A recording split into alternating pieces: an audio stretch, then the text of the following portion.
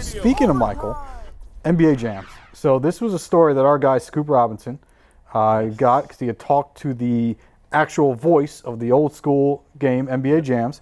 It's on heavy.com if you want to check it out. So Scoop talked to this guy, and this is a story I'd never heard before. But as we know, NBA Jams did not feature Michael Jordan in it because he was not part of the NBA Players Association, and they couldn't use his likeness in the game. Correct. But the game was a massive hit. I mean, every arcade in the country in the 90s had NBA Jams. I have spent hundreds of dollars of quarters playing the game in the 90s, and everyone wanted Michael to be in it. And it was Scotty and Horace on for the Bulls. Our guy Kendall Gill, by the way, was in the original game for the Hornets. And so it became such a big hit, not only among normal fans, but among the players. Like every player had to have an NBA Jams cabinet in their house. They could afford it, certainly. And that Scoop says that Michael was such a huge fan, and he was upset that he wasn't in the game. He asked Midway Games to create a version of NBA Jams with him in it, and they did. Yes. And that there were only a handful, we're talking like under 5 versions of this game that exist with Michael in it.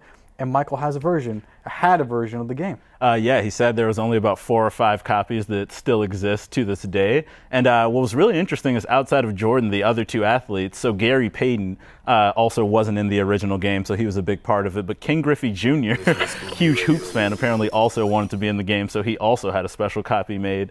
And I thought it was just very interesting because, as you said, Jordan is one of those figures where he's bigger than almost the sport itself. So obviously him being included would be very, very cool. And just the idea of Jordan being in video games has been sort of tough with the licensing issues over the years. So it was very fun to see that. Unfortunately, there was no footage that we could see what the Jordan build would look like. But I'm guessing he was really maxed out in every attribute, right? Oh, has to be. I feel like you would be scared that Jordan would find out if you make anything too low. Well, so I have a couple of questions about this. I want to know, because obviously in those games, and obviously it was very primitive back then, did the players have to do anything to, like, be in the, because I know nowadays, like, you see all these videos and all the pictures of like players going to the 2K studios and getting their motion pictures, capture. wearing the motion capture suits and having it be super realistic. I think the animation was probably a little bit cruder back then in the early 90s when this game came out, and so I don't know if they're like, if the players had to actually go and like get their pictures taken to have it translate over to like the super crude animation.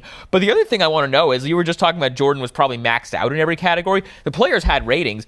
Did the players at the time get mad about what their NBA Jam ratings are? The way that players like now will like post their 2K ratings on Instagram and like be mad that like, whoa, well, why am I only like, because like Bobby Portis, I remember like when they posted it, he was like mad that his 2K rating was like in the low 80s or something. Oh yeah, I think it was like 78, and he's like, oh, I got to work to get that rating. Right, up. Exactly. Like did players who were in NBA Jam, and I realized that it was only like 2 or 3 players per team who were actually in the game, so it wasn't like all 15 players on every team were actually in NBA Jam, but the handful of players that were actually in it, were they mad about what their ratings were?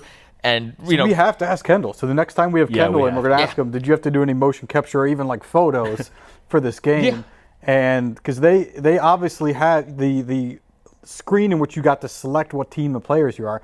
It was their photos. Yeah, it actually digitized version of their photos, and they tried to make it as real as possible, as close as possible. Right, but obviously the technology at the time was nothing close to what it is right now. It's actually one of the funniest like post game quotes I ever got back when I was on the Bulls beat. This was like whatever year it was that Hassan Whiteside first signed with the Heat, and he first kind of started to break out after he'd been out of the league for a few years. He had that. You guys remember this? At the United Center, he had that game where he had the triple double with blocks. I do remember. And this, it was like one of his first like handful of games since he signed with them, and it was one of the first games where it was like, okay, this guy is actually really good. He's been out of the league, and so we asked him about like how he felt like he played, and he's like, man, I'm just trying to get my 2K rating up. Which is like the most, again, someone say the most that, on, A, it's funny to hear someone say that, but B, that's also like the most on-brand Hassan Whiteside quote of all time. Perfect. I mean, this was before Andy Serkis is doing goal and motion capture in Lord of the Rings, right? So this is like very primitive. But the thing about Jordan is, so they had him, Midway Games, create him in the game.